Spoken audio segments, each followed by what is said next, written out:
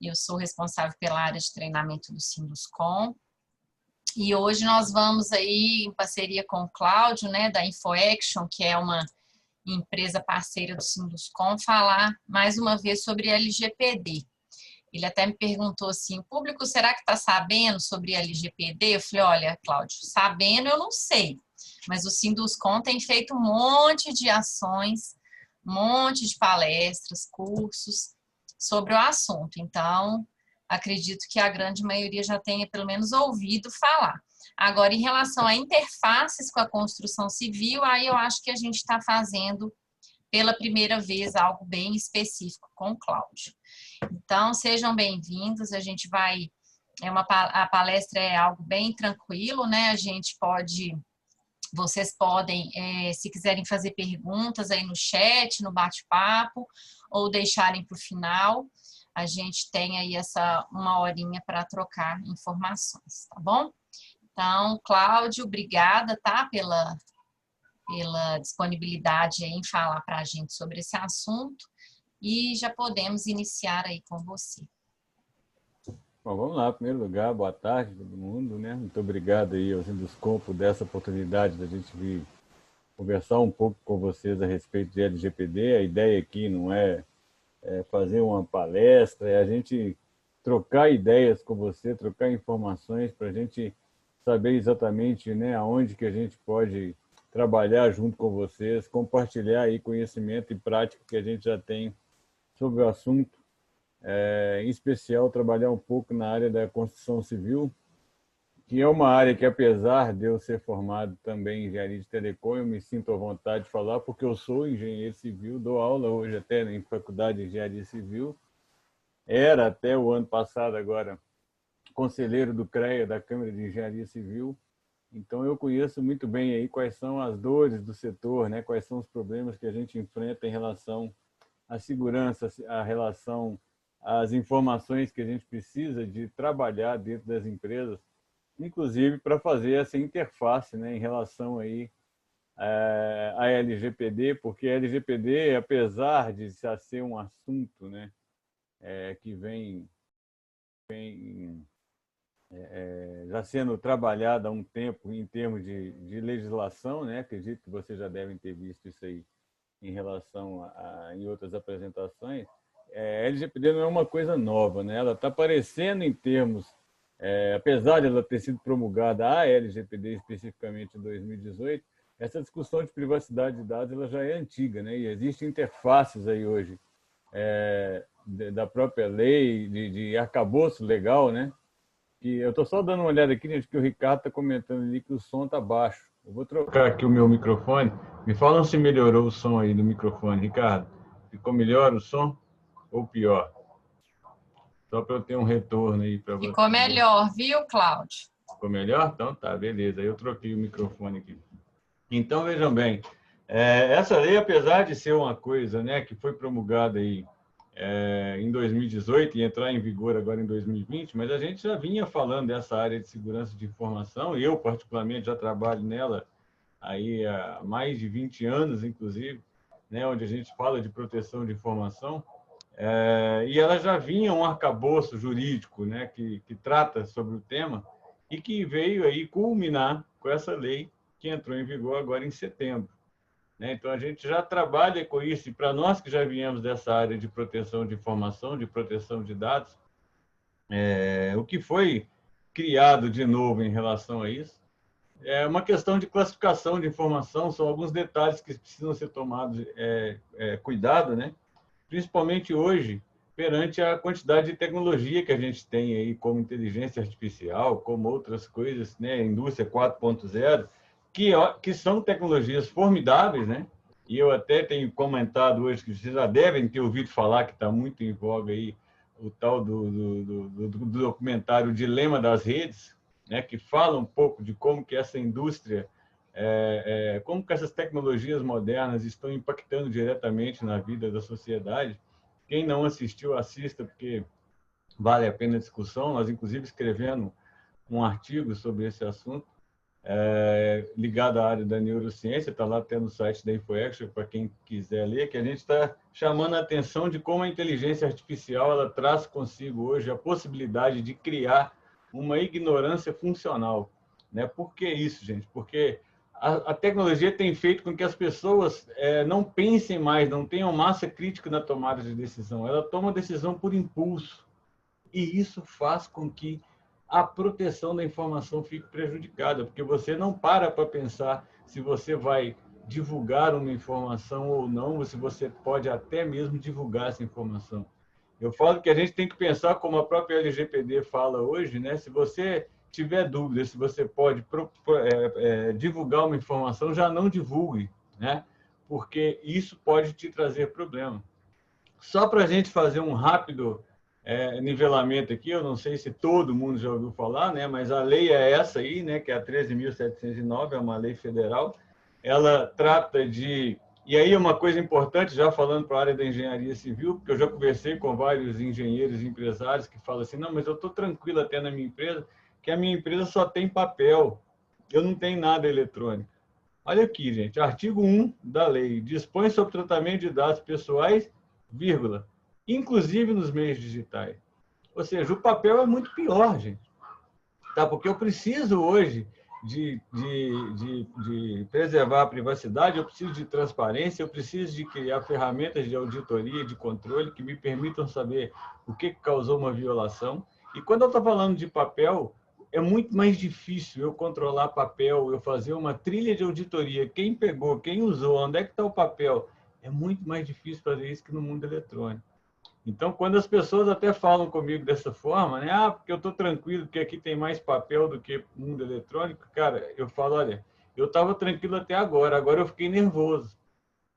Porque nós precisamos de pensar na informação, e esse é um conceito errado, né, gente, de mercado. A informação ela não é 100% online, ela não está 100% online. Um exemplo sempre que a gente dá prática é aquele pessoal que faz, por exemplo, reuniões em sala de reunião, mostra ali toda a estratégia da empresa, nós vamos fazer uma reunião de incorporação, você vai lá, demonstra toda a forma que você vai fazer a venda para um determinado cliente, você sai da reunião, você arranca o papel que estava lá no flipchart, você apaga os comentários que estavam na mesa, você hoje, quando sai da sua mesa, você trava o seu computador, né? Você clica em todos os e-mails que você recebe na sua empresa e na sua casa. Hoje, de home office, então, a coisa piorou. Então, assim, nós estamos falando de informação como um todo, né? Não simplesmente da informação como eletrônica, da informação que está dentro dos computadores. Até porque as pessoas, às vezes, fazem uma anotação no papel, joga aquilo no computador, coloca senha, criptografia, aí vai tomar um café ou vai ali almoçar e, de repente, o papel que ele anotou ficou na mesa dele. Né? Então, para a gente falar de proteção de informação, nós precisamos falar de mesa limpa, de senha forte, de lixo limpo, né? De várias outras coisas que essa lei trouxe junto com ela. E a quem se aplica? Qualquer operação de tratamento realizada por pessoa natural ou jurídica. Então, mas quer dizer que eu, como pessoa física, posso ser processado pela LGPD? Pode. Porque você também é responsável por proteger a informação. Então, e mesmo assim a empresa, por exemplo, comprovar, ela tem que comprovar, porque ela tem que criar trilha de auditoria, se ela mostrar que você foi responsável pela violação de dados pessoais, nós, como pessoa natural, podemos responder por isso. E se eu estiver fazendo isso para ganhar dinheiro, por exemplo, até mesmo como um profissional autônomo, eu posso responder por isso. Então, é preciso que a gente entenda esses conceitos rápidos aqui que eu falo. Não vou, igual eu falei com vocês, eu quero falar disso aqui rapidamente. Mas o que é dado pessoal, eu gosto de chamar a atenção só dessa palavra aqui, porque ele fala uma informação de pessoa natural identificada ou identificável.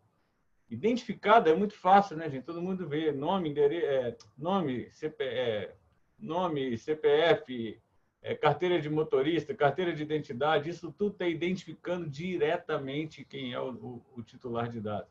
Agora, quando a gente vai para o identificável, muita gente não pensa, mas, por exemplo, placa de carro é um dado identificável, número de celular é um dado identificável, IP do computador, porque hoje eu sei quem que acessou cada máquina, cada informação dentro da minha empresa através de um IP, e através dessa informação eu chego no usuário que estava usando essa informação. Então, isso também deve ser protegido, não só o que a gente pensa que é cadastro, né? A gente pensa num cadastro, nome, endereço, telefone, parará, parará.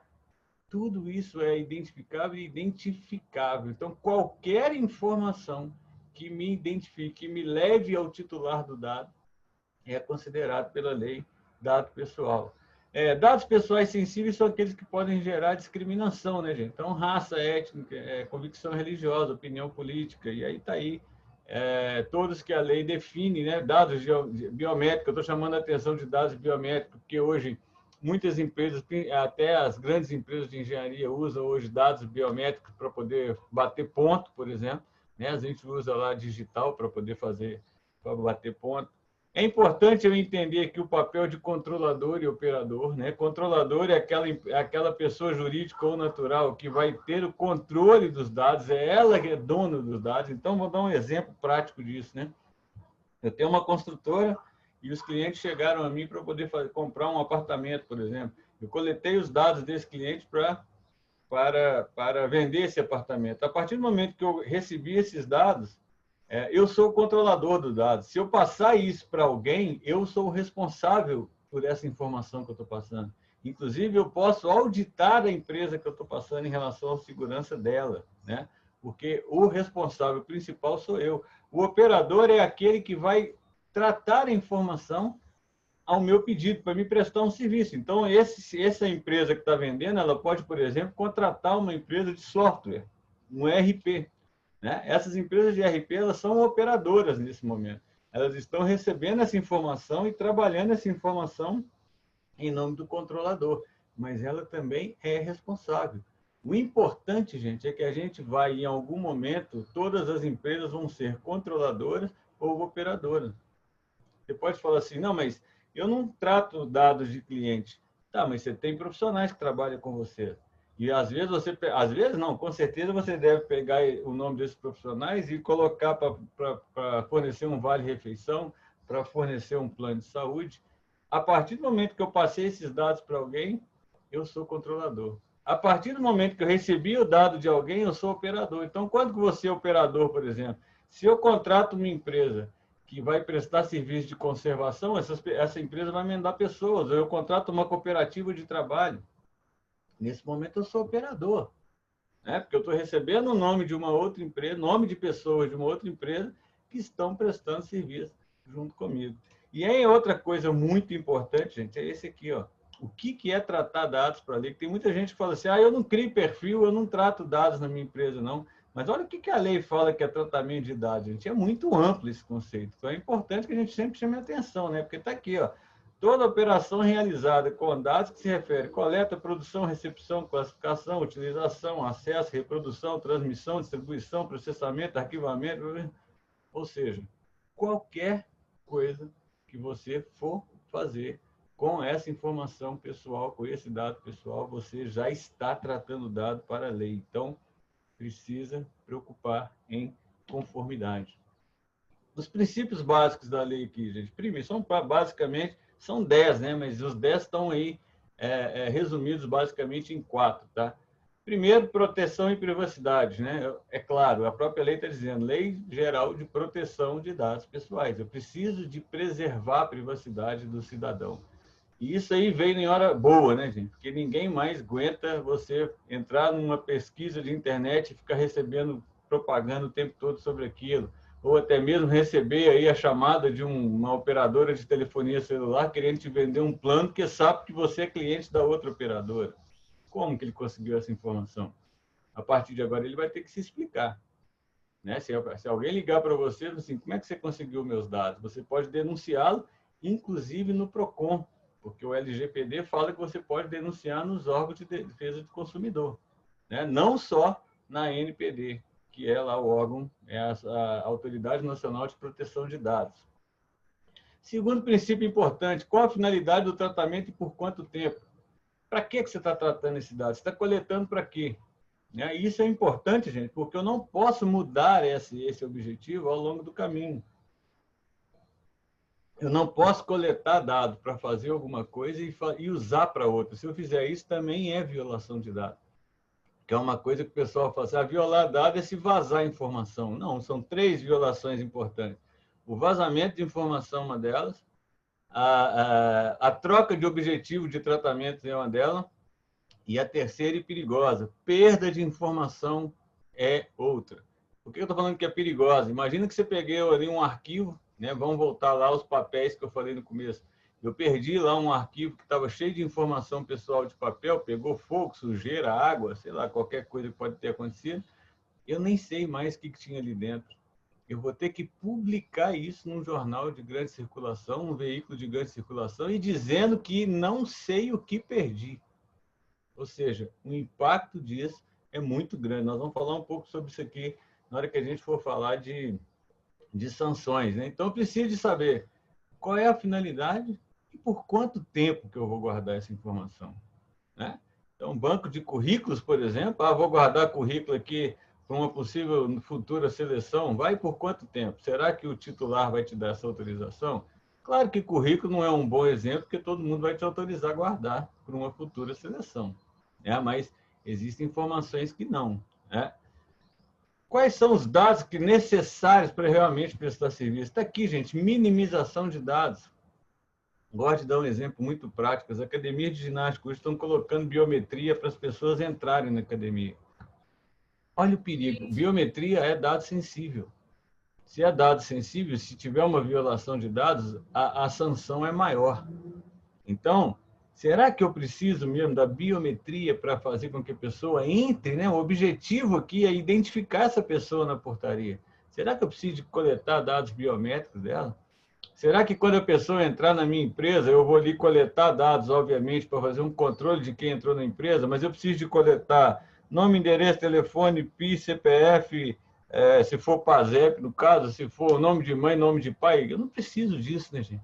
Eu preciso de poucas informações para cumprir o objetivo, a finalidade. Então, e mais, quanto menos informação eu tiver, menos eu preciso de preocupar em proteger. Não que eu não tenha que proteger, mas eu tenho menos coisa a serem protegidas, né? E, por fim, gente, muito importante, tá? Trilhas de auditoria, né? Quem que está acessando essa informação? Existe classificação? Onde é que é armazenado? Existe armazenamento em nuvem? Será que esse armazenamento em nuvem, se a nuvem está lá nos Estados Unidos? Será que existe transferência internacional de dados? Então, são perguntas que têm que ser feitas, né? Em caso de violação, o que aconteceu? Por que aconteceu? Quem que violou? Quem que vazou? Informação de quem vazou? Né? Então, são perguntas que precisam ser respondidas quando você está fazendo um planejamento desse de LGPD. Ok? Aqui são as 10 possibilidades de tratamento de dados, né? Porque aí o pessoal vai falar, então não vou poder mais trabalhar. Vai, né? Você tem aí 10 opções, 10 formas legais, né? Embasamento legal para eu tratar dados. Então tá aí, consentimento é a primeira e perigosa. A gente sempre fala com os nossos clientes, a gente tem que evitar trabalhar com esse embasamento legal, que é o consentimento. Por quê, gente? Porque é muito tranquilo se o titular dos dados fala assim, eu te dou autorização, consentimento para usar meus dados. Mas ele pode retirar esse consentimento a qualquer momento. Então, se você usou isso como base legal, você não pode mais tratar aquela informação, você vai ter que apagar aquilo, né? Então, é complicado isso. Então, tem a melhor delas, né? Eu trato por obrigação legal. Vamos falar do RH. O RH pega um monte de informação de dados pessoais que são exigidas por legislações da área, pertinentes à área. Essa é a melhor justificativa. Eu trato dado por problema de obrigação legal, né? Aí vem, né, políticas públicas, pesquisas em casos de órgãos de pesquisa, instituições, né, de ensino, elaboração de contrato, é claro, né, gente? Eu vou fazer um contrato de compra e venda de um imóvel. Como que eu vou fazer o contrato se eu não coletar os dados daquela pessoa que está comprando esse imóvel? Agora, minimização de dados, gente. Eu tenho que coletar o menor número de dados possíveis para eu cumprir aquilo ali. Eu não preciso de anotar o mundo a respeito daquele cliente, né? Vou dar um exemplo disso para vocês. A gente estava trabalhando num cliente nosso e lá, no RH deles, perguntava, por exemplo, qual é a sua religião. Mas por que você quer saber a religião para poder contratar a pessoa? Qual é o objetivo disso? Qual é a finalidade da coleta desse dado? Né? E Ô, aí Cláudia, aí eu te respondo. É por causa de trabalhar sábado. Exatamente, a resposta é exatamente essa. Mas olha para você ver que coisa interessante. Então, assim, olha, então nós vamos mudar a pergunta. Porque o objetivo não é saber a religião. O objetivo é, você tem restrições de trabalhar aos fins de semana? Ah, bacana. Percebeu como é que é sutil a mudança? Como é que é um pouco diferente? Você vai continuar cumprindo o seu objetivo sem perguntar sobre dado sensível. Então, esse tipo de coisa tem que ser trabalhada, né, gente? E aí tem, ó, tem outros, né? Processo judicial, proteção e tutela da saúde, proteção à vida. Claro que se a pessoa tiver lá um acidente do trabalho, tiver ali com problema, você também não, eu preciso de, não posso passar os dados dela para você não, porque o LGPD não existe isso, né? A lei não vai fazer isso. No caso de tutela de saúde, está ligado ao pessoal da área da saúde. Então, aí você pode, por exemplo, no RH, fazer aqueles exames psicotécnicos, né, psicológicos. Você vai trabalhar com a parte também eu tenho medicina do trabalho na empresa, eu tenho, né? Então, tudo isso aí é justificado pela legislação, desde que, no caso de tutela da saúde, tem que ser profissionais da saúde ou proteção à vida, né? Existe uma que o pessoal está usando muito, que é um perigo, tá, para a área jurídica, que é o famoso legítimo interesse do negócio. Eu falo que é um perigo porque isso, a comprovação do legítimo interesse é muito assim, tênue. Existe até um teste, né, que é feito para ver se isso enquadraria em legítimo interesse, porque é muito fácil comprovar que não é. Então, assim, mas o que seria o legítimo interesse? Só para dar um exemplo prático, o Google conseguiu fazer isso quando o Google falou que ele iria usar, por exemplo, a geolocalização usando celular, né? Então, assim, quando eu falo de geolocalização usando celular, se eu não puder pegar os dados do seu celular, como é que eu vou prestar serviço? Então, isso é um legítimo interesse do negócio, né? E, obviamente, aí para as áreas, para as incorporadoras, para as construtoras, em termos de venda, proteção de crédito, proteção ao crédito, né? A pessoa também não pode dizer que não vai deixar usar os dados dela e ela está inadimplente, né? Isso aí também não pode acontecer, mas tem que se tomar um cuidado hoje grande, a gente tem chamado a atenção, porque muitas vezes as pessoas dão informações erradas no momento que está ali comprando, no momento que está pegando ali um empréstimo bancário, por exemplo, e na hora que vai cobrar, aqueles dados estão errados. Então, tem que se rever contrato, né? Na hora do empréstimo, tem que falar, olha, a partir do momento que você se tornar-se inadimplente, você já está me dando automaticamente o consentimento de eu buscar essas informações. Não estou dizendo que o texto é esse, tá, gente? Estou dizendo a ideia que a gente tem que pensar para essa mudança. Então, vamos... Aqui são as sanções, né? Então, a primeira, advertência, multa de até 2% do faturamento da pessoa jurídica do exercício anterior, limitada a 50 milhões de reais por infração. Todo mundo bate nesses 50 milhões aqui, gente, mas para mim essas três aqui são as piores. Ó. São as piores. Por quê? Publicização da infração. Você vai ter que, é o que eu falei, você vai ter que publicar isso num veículo de grande circulação e dizendo, olha, eu não sei o que eu perdi. Gente, isso, o impacto institucional, às vezes, é muito maior do que esses 50 milhões de reais. Né? E pior aqui, ó, o que é pior hoje numa empresa? Eu roubar uma informação ou eu apagar o banco de dados? Se eu apagar um banco de dados, o que aconteceu com a sua empresa? Se eu virar hoje para qualquer empresa e falar assim, você não pode mais usar os dados a que se refere a esse problema, você não pode mais usar os dados pessoais, nem dos seus colaboradores, nem dos seus clientes, nem dos seus fornecedores. O que você vai fazer? Como é que você vai trabalhar? Né? Então, assim, essas aqui, gente, são muito piores do que a multa. Né? Lógico que eu não estou dizendo que você também tomar uma multa de 50 milhões de reais é uma multa, né? É uma multa considerável, essa multa de 50 milhões de reais. Mas, lembrando que essas são sanções da LGPD. Se você for para o Marco Civil, não tem limite. Você pode tomar uma multa muito maior do que essa aí, inclusive. Então, e aí vem a pergunta, né, gente? Aí a engenharia com isso aí. Para que você falou isso tudo? Vamos começar agora a falar da prática da coisa, então. A primeira coisa que está aí, né? Já trouxe para vocês, dia 30 de setembro de 2020, está aí, ó. Uma construtora de São Paulo já foi condenada com base na LGPD, agora no mês de setembro de 2020. Por quê? Lembra que eu falei com você das 3 tipos de violações? O que eles fizeram? Eles coletaram dados de um cliente para a venda de um imóvel, né, de um apartamento, e de repente esse cara começou a receber ligações de outras empresas vendendo móveis, vendendo armários, vendendo, né, um monte de acessórios, vamos dizer assim, para o apartamento. O que ele fez, Vale? Mas eu não te dei o consentimento de você me passar minhas informações para essas empresas. Eu contratei você. Já foi condenado. Tá? Isso aconteceu agora no finalzinho do mês de setembro, aí, agora de 2020. A lei entrou dia 18 e no final do mês já tivemos essa primeira condenação aí em relação usando a LGPD como base legal para condenação. Gente, infelizmente, para nós, engenheiros civis, olha, o primeiro caso tinha que ser de uma construtora. É uma construtora, inclusive, grande de São Paulo, né? Acho que vocês já devem saber qual, mas eu não vou falar aqui por questões éticas, mas quem entrar aí vai saber qual é a construtora. E aí vem a prática disso, gente. Nossa, na construção civil, que eu trouxe aqui para a gente várias coisas que eu preciso de pensar e precisamos de abordar quando a gente vai tratar de proteção de informação. Então, primeiro é a incorporação.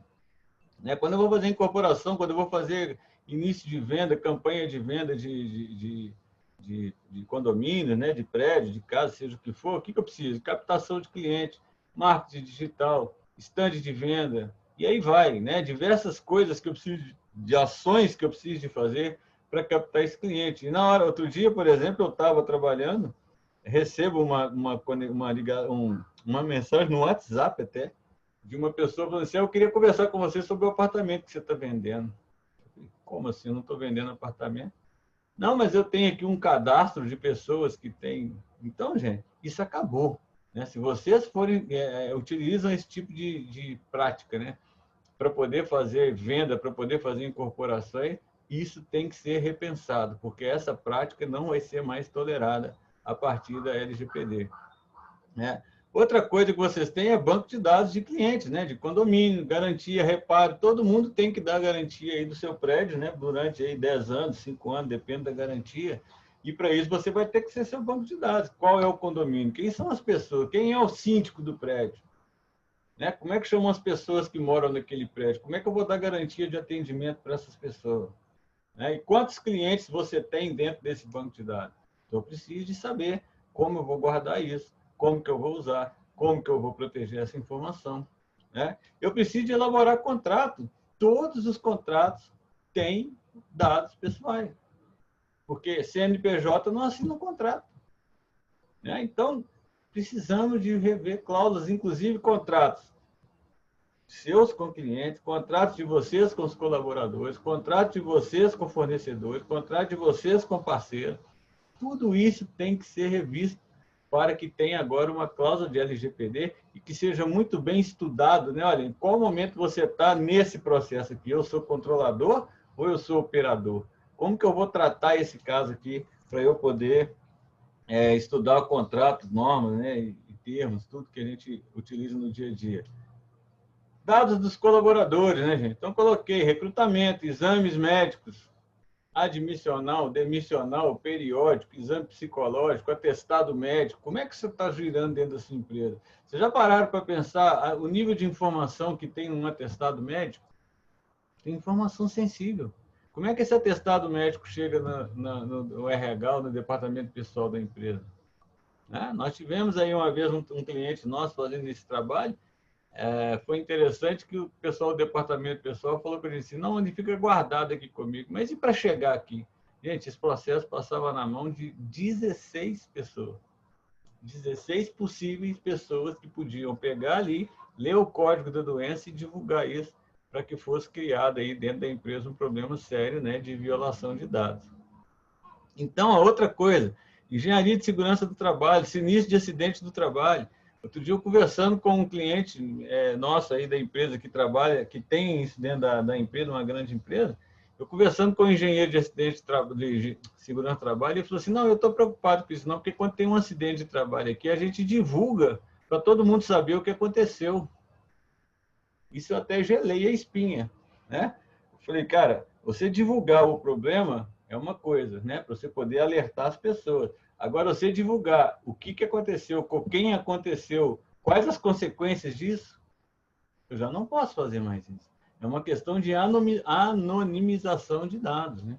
Eu preciso divulgar, tá certo, eu preciso de criar cultura, mas eu não preciso de expor as pessoas.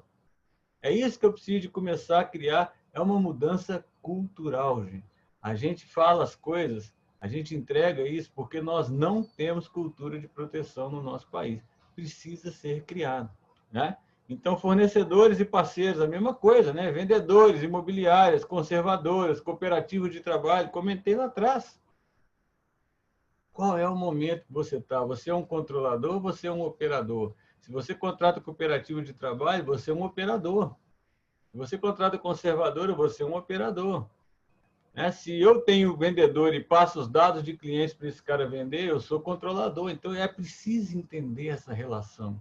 Em qual momento se encontra a sua empresa em cada processo. É preciso fazer esse estudo muito bem feito.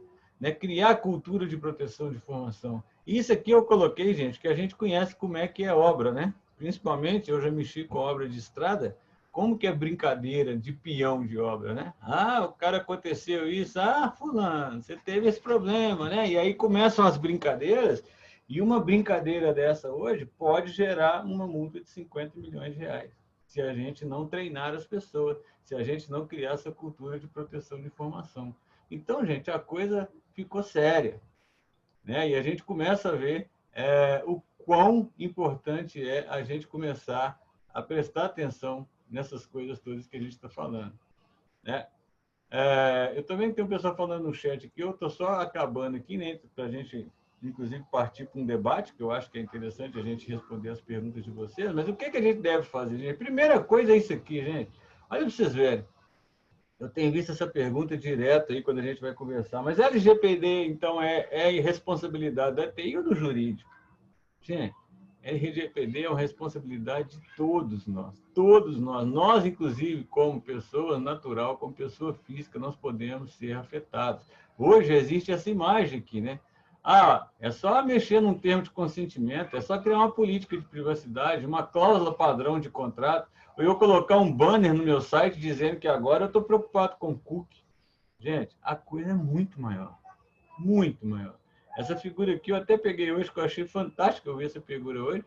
Isso aqui, ó, monitoramento contínuo, tinha que ser metade desse iceberg aqui, né? Eu preciso de criar cultura, eu preciso de criar proteção, eu preciso de ensinar as pessoas, eu preciso de ter resposta a incidentes de segurança. Então, eu preciso de criar uma equipe multidisciplinar que vai fazer isso funcionar.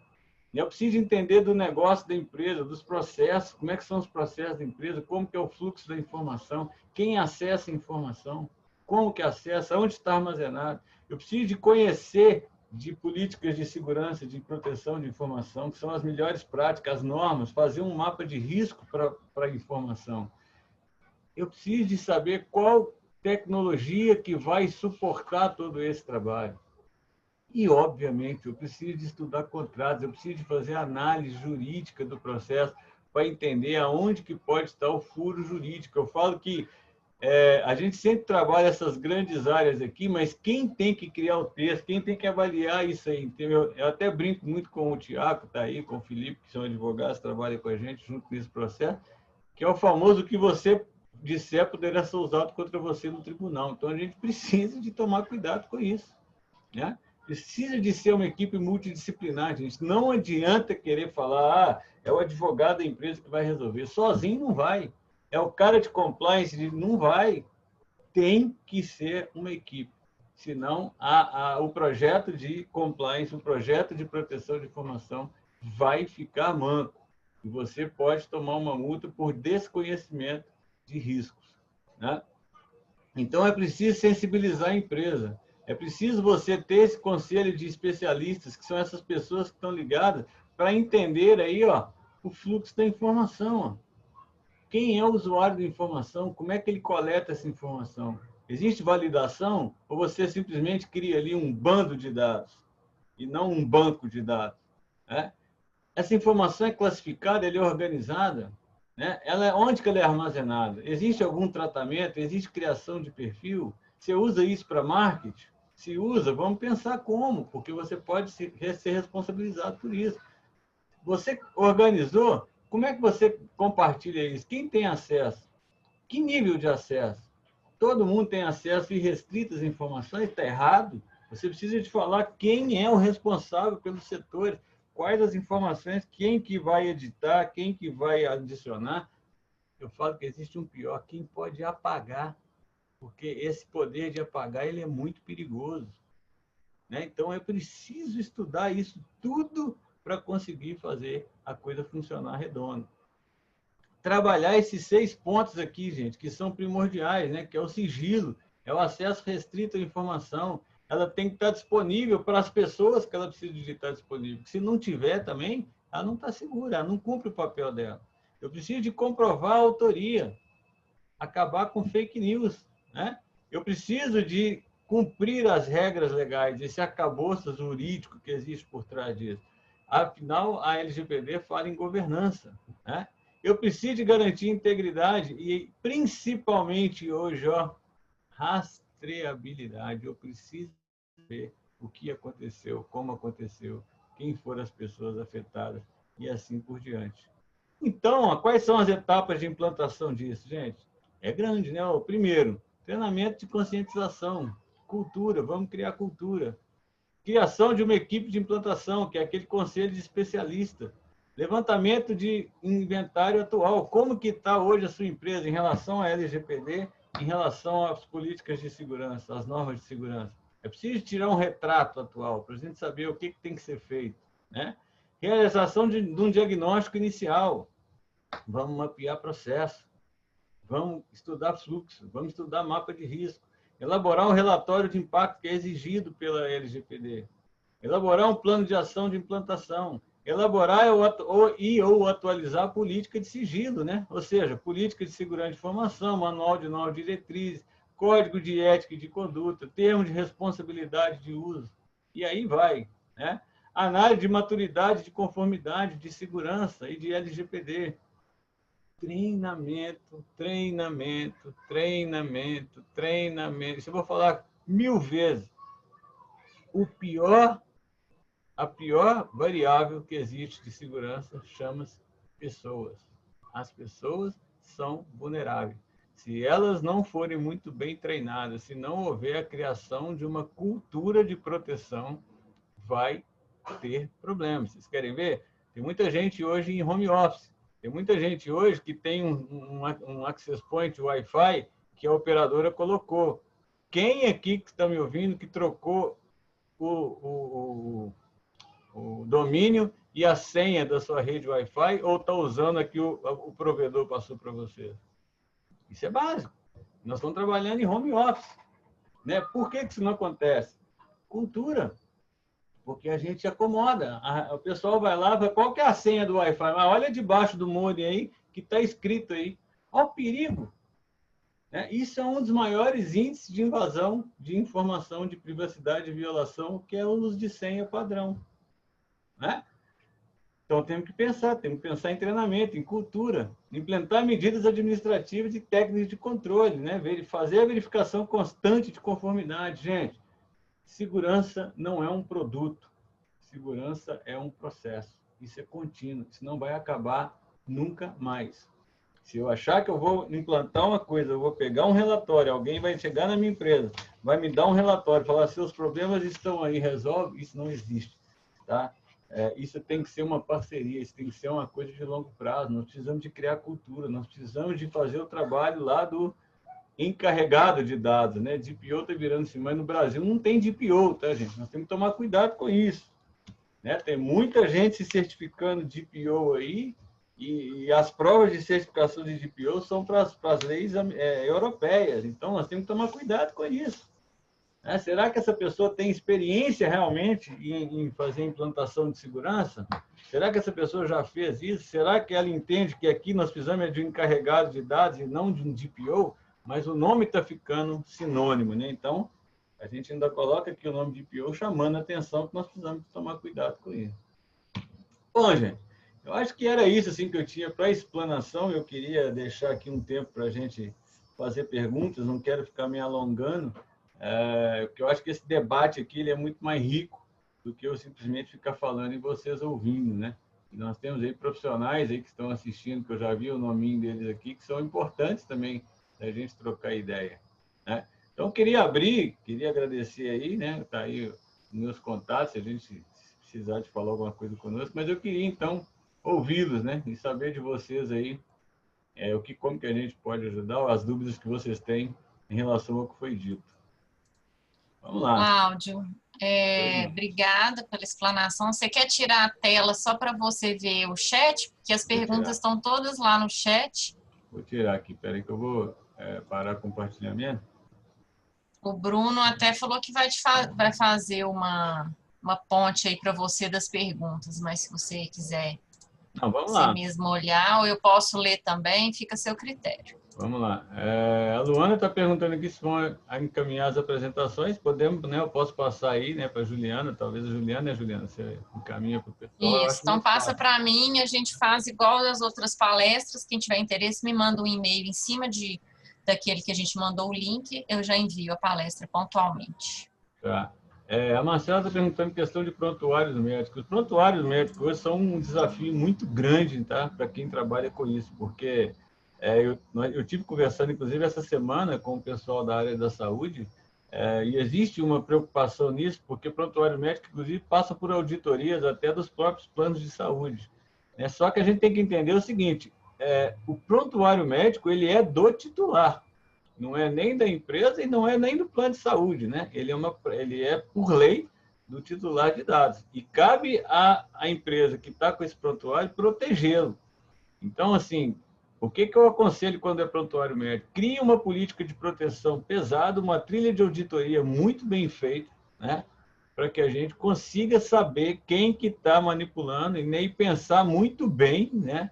Quem é que vai ter acesso a isso, que é aquela política de acesso que eu comentei na hora que eu estava falando. O prontuário médico tem informação sensível, né? É um perigo muito grande em relação ao vazamento de uma informação dessa. Vamos ver, o Bruno Amorim, a mudança tem que ser cultural, concordo, Bruno, falamos sobre isso aqui.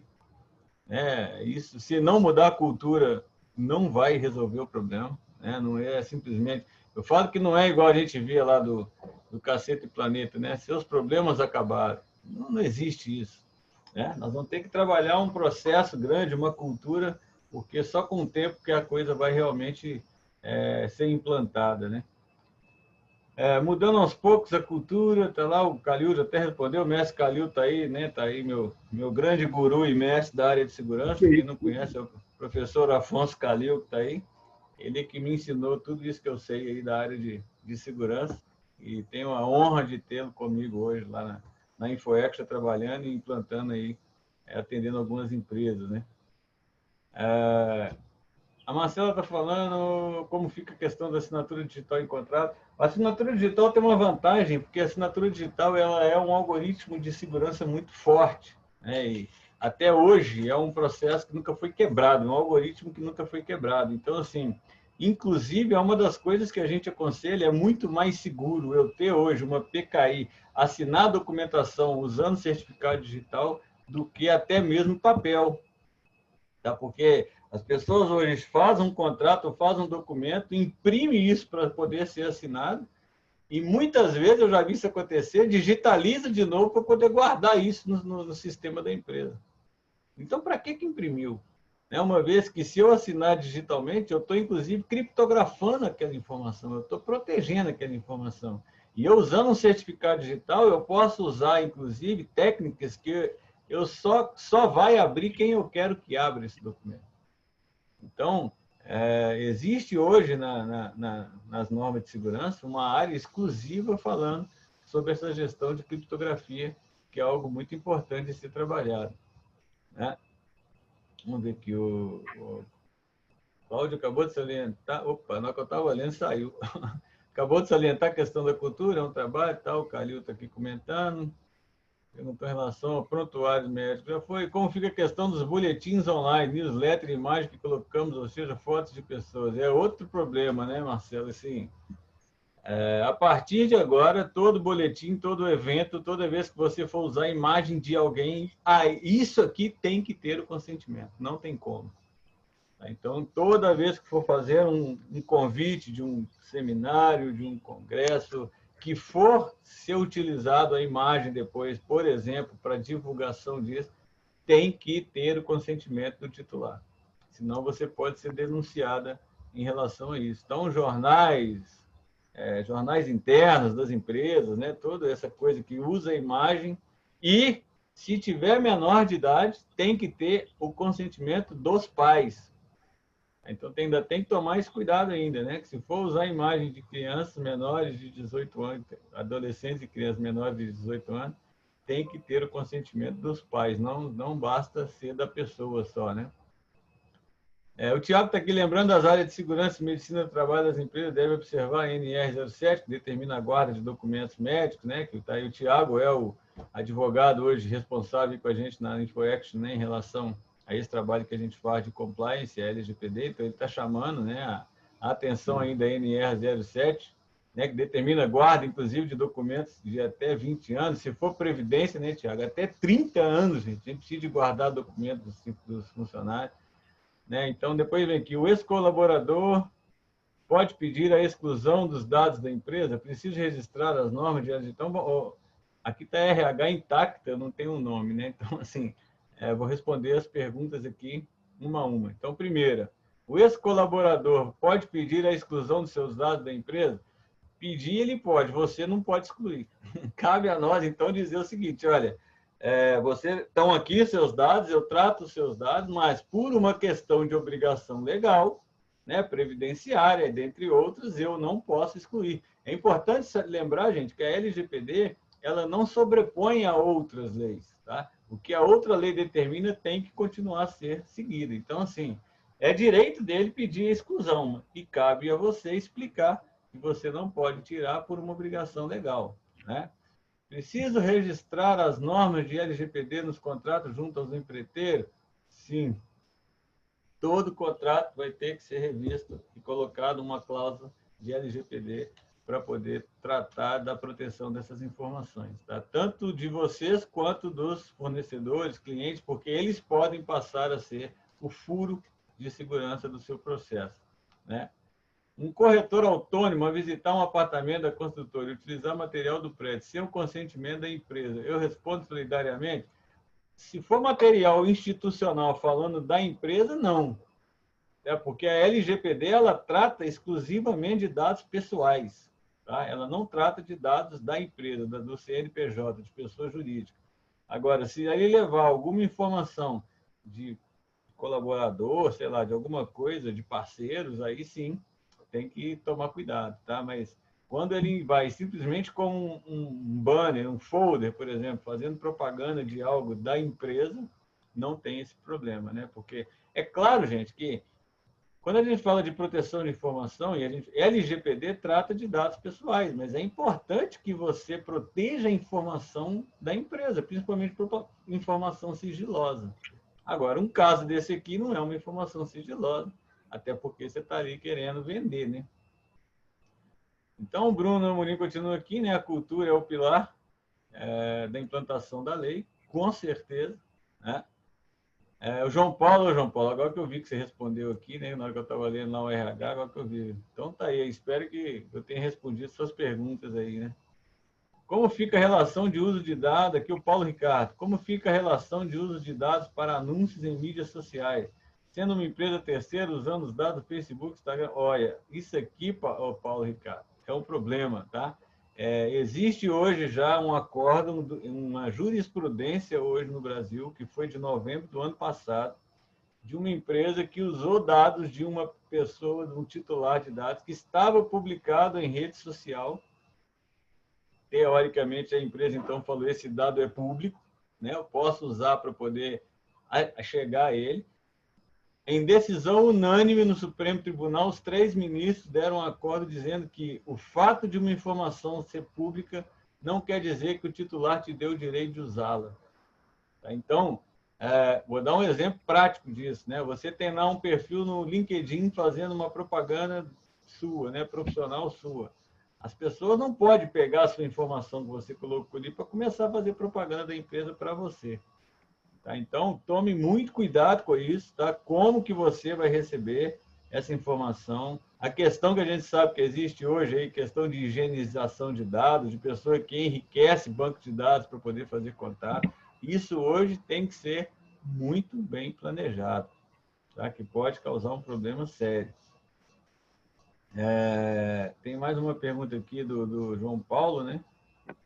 Caso ele utilize material da empresa, peraí que pulou, para amolar o interessado com seu consentimento, sem o seu consentimento, assim, cara, aí já começa a complicar, né? Porque, tá, você estava dizendo assim, se ele pegar, agora que eu entendi o que você está dizendo aqui, né? Se ele pegar a informação dessa pessoa lá e começar a procurá-lo sem sim, aí você pode ter problema. Porque se essa pessoa não deu o consentimento de você chegar a ele para fazer uma propaganda, eu acho assim, gente, é questão de bom senso, né, gente? Por exemplo, a gente vê muito no LinkedIn hoje, o pessoal fazendo propaganda para vocês no LinkedIn. Vocês já devem ter recebido isso várias vezes. Se você chegar com uma abordagem, olha, eu sou da empresa tal, eu estou aqui no LinkedIn, eu estou me apresentando tal, e gostaria de conversar com você sobre certo assunto. Você tem interesse? O que eu estou fazendo nesse momento? Então, estou justamente pedindo o consentimento da pessoa. Porque eu estou dizendo a ela, olha, eu sou fulano, minha empresa é tal, eu quero conversar com você sobre isso, você tem interesse? Então, é bom senso. Se a pessoa falar com você, não tem, não responder, não fique insistindo. Porque se você ficar insistindo, realmente o negócio vai complicar. O Tiago está aqui, foi a decisão do STJ e não do STF. Eu falei STF, Tiago? Então, desculpa aí. Eu falei do Supremo, não falei do STF, não falei. Se não me engano, da terceira região, né? Que eles falaram que tem que respeitar o princípio aí da finalidade, né, da LGPD. Então, assim, gente, é importante que a gente tome cuidado em relação a isso aí, porque, primeiro, colocamos, repito, é questão cultural. Né? Segundo, é bom senso, é ética. Se nós pensarmos na ética, na sua essência, no respeito à privacidade, no respeito ao terceiro, nós vamos estar cumprindo a LGPD em todas as suas normas. O problema é que a gente sabe que hoje não existe muito essa ética na prática. Né? As pessoas estão exagerando, as tecnologias estão sendo utilizadas de forma que não devem, estão invadindo, né, a particularidade e a privacidade das pessoas. Então, nós precisamos de tomar muito cuidado em relação a isso. Bom, parece que em relação às perguntas que tem aqui, eu respondi todas. Né? Se alguém quiser abrir o microfone aí para fazer mais alguma pergunta. O Afonso está com o microfone aberto, eu não sei se ele quer complementar alguma coisa. Calil. Oi, que eu deixei o telefone aberto, que eu ia comentar com o Cláudio, mas ele já se adiantou numa das perguntas, né? Nós temos que ver também um aspecto que pode ter muito problema financeiro, porque determinadas empresas... Desculpa, vocês estão me ouvindo direito? Não, pode falar. Algumas empresas, elas financiam apartamentos, né? Então, muitas vezes, vocês também trabalham com dados financeiros e muitas vezes tem outros, vamos dizer assim, outras empresas interligadas a vocês para fazer a parte de análise de crediário, coisa assim desse tipo. E também aí pode ser também que vocês tenham determinadas pessoas que fizeram financiamentos diretos com construtoras e depois, sendo inadimplentes, vocês precisam ir atrás dessas pessoas. Então, tudo isso daí é preciso ser levantado, ser analisado, quais são os processos de que cada empresa tem, para que a gente possa ajudá-los a mapeá-los e identificar quais são os gaps, os pontos de controle necessários, e por aí vai. Agora, como o Cláudio falou, isso tudo também está baseado num capítulo, num artigo enorme da lei LGPD, que fala sobre a segurança da informação. E por isso que a gente também atua nas políticas de segurança de informação, inclusive com um programa aí de conscientização muito forte, né? Muito bom, de acordo com o que a gente tem visto aí com nossos clientes. Então, a primeira pergunta que teve, né, sobre a mudança de cultura, ela realmente é necessária. Agora, é uma coisa muito lenta, porque ninguém muda uma cultura de uma empresa de um dia para outro, de uma semana para outra. Então, é preciso que algumas palestras sejam feitas, e, inclusive, cada empresa, ao saber esses tópicos, tem um efeito multiplicador dentro, né? Porque algumas empresas têm ramificações por vários estados do Brasil. Então, para você chegar lá na ponta, é um pouco mais complicado, né? Então, é necessário que a gente trabalhe com as empreiteiras, com os fornecedores, de modo que cada um possa ter essa conscientização. E só para terminar, para não me estender muito, uma das coisas principais do LGPD é a empresa estar suportada por uma documentação, por uma maneira de trabalhar que, perante o contencioso, por exemplo, um ex-funcionário ou uma pessoa que esteja agindo de má fé, faz uma coisa proposital. Então, é importante que a empresa possa, perante um juiz, perante uma autoridade judicial, mostrar, olha, essa pessoa foi treinada, todo ano ela assina aqui um documento, ou a cada 2 anos. Então, isso daí demonstra para a pessoa que está fazendo esse questionamento junto a determinada empresa que ela está preparada, ela tomou todos os cuidados. E agora é caso de polícia, porque aquela pessoa queria fazer alguma coisa errada, entendeu? Então, uma das maneiras que a empresa tem é se municiar desses cuidados, para que, no caso de uma dúvida, algum questionamento, ela possa mostrar o trabalho que ela vem desenvolvendo ao longo do tempo. Então, são essas as minhas considerações. Tá? Cláudio caiu, pessoal. Vamos só aguardar ele retornar aqui. Bom, se vocês quiserem fazer perguntas, eu posso, enquanto que ele está fora do ar. Tem uma observação da Andréia aí no chat, Calil, se você puder, então, verificar. Estou vendo. Esse tema foi muito bem abordado e ele veio aprofundar bem. Como profissional da área de SST, eu acredito que o SST deve ser alguma coisa de informática. Segurança do trabalho. Tá, segurança do trabalho. Voltei, gente. Tinha caído no meu. Oi, Cláudio. O Calil ia responder aí, mas ele pode responder e você complementa, né? Pode responder, Calil, por favor. É que a pergunta está relacionada à área de segurança do trabalho, né? E a área de segurança do trabalho, muitas vezes, envolve determinadas perícias, determinadas inspeções. Nós estamos falando de inspeções em equipamentos tipo do Corpo de Bombeiros, inclusive aquelas quadros que normalmente se colocam nas obras de engenharia, né? Estamos há tantos dias sem acidente de trabalho. Essas informações que está há tantos dias sem acidente de trabalho, ela, na verdade, ela não diz respeito a nenhuma pessoa. É aquilo que a gente até chama de anonimização, ou então um uso que você não identifica ninguém, é um uso estatístico. Mas, de qualquer maneira, existem muitas coisas que podem estar guardadas nessa parte de segurança de trabalho, de algumas inspeções que são feitas e é preciso registrar alguma ocorrência, né? E essa ocorrência, se vai ser registrada, normalmente 90% das vezes envolve o nome de colaboradores. Então, é uma área que também a gente precisa saber quais são os processos de negócio e identificar quais são os dados que são utilizados, e aí ver quem coleta, quem é que trata, e uma série de coisas. E o mais importante aí é que toda empresa deve classificar suas informações. O que é classificar? Quais são as informações de uso público? Por exemplo, um anúncio de apartamentos, de obras. O uso interno, por exemplo, os ramais telefônicos do pessoal, nome de pessoas, quais são os cargos. O uso restrito, posso dar vários exemplos. O lançamento de um prédio que vai acontecer daqui a 2 anos. É uma estratégia. Isso daí é uso restrito, não é todo mundo que precisa saber. E tem o que a gente está chamando de confidencial restrito, que são informações muito mais confidenciais, incluindo os dados pessoais. E quando a gente fala dado pessoal, nós estamos englobando dado pessoal e dado pessoal sensível. Para efeito prático, nós estamos colocando tudo no mesmo balaio. Agora, é como o Cláudio falou, dado pessoal sensível, as punições, vamos dizer assim, as sanções, são muito mais graves.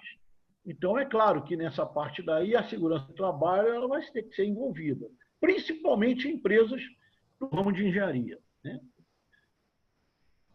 Eu acho que a gente tem que, Calil, só que nós temos que cumprir o horário, que a Juliana tem um horário aqui, aí eu tenho só a minha preocupação. Não, mas ainda temos aí uns minutinhos, é só porque tem um curso agora iniciando às 18h15, mas a gente ainda tem uns 5 minutinhos para poder finalizar aí, se tiver mais alguma também, pergunta. não, só a gente fechar aqui, né, assim, colocar à disposição de vocês, nós estamos aí às ordens para debater o tema, para poder atendê-los, né, na InfoActions, quem quiser entrar em contato conosco lá, meu e-mail é claudio@infoaction.com.br, do Calil é afonso_calil@infoaction.com.br, e qualquer coisa que vocês precisarem também, a própria Juliana aí já sabe como nos achar, né, Juliana? Então, nós estamos... E no material também, que o pessoal já solicitou até por e-mail aqui, que eu já vi algumas pessoas, vai o contato de vocês, né? Tem, ele também tem. Eu vou fazer e mando para você. E independente disso, só ligar no Sinduscom também, que a gente passa o contato. E hoje a gente tem Esse assunto é um assunto... É polêmico, né? Pode falar. Essa parceria com a é um Sinduscom, assunto né? que tem muito. Tem a parceria, né? Para os associados, tem alguns benefícios, mas assim, é um assunto que não esgota, né? Tem muita dúvida, muita situação. A gente realmente precisa falar e colocar a mão na massa para que a prática também vá facilitando os processos, mas é algo que tem que tomar cuidado e realmente fazer da forma certa. A gente brinca quando o pessoal fala com a gente, Juliana, quanto tempo vocês vão falar? Você pode escolher de 5 minutos a 3 dias, o assunto não falta. Então, assim, assunto não de falta. vocês aí. Então, joia, gente. O pessoal já está saindo aí. Acho que realmente foi muito produtivo. Me manda, por favor, tá, Cláudio, o material. E aí, assim que eu receber, eu já mando para o pessoal. E vamos marcar outros papos assim, que eu acho que é bem interessante aí para todos. Obrigada, viu, pessoal, por estarem com a gente. Obrigada, Cláudio. Obrigada, Calil, aí pelas considerações. Até a próxima.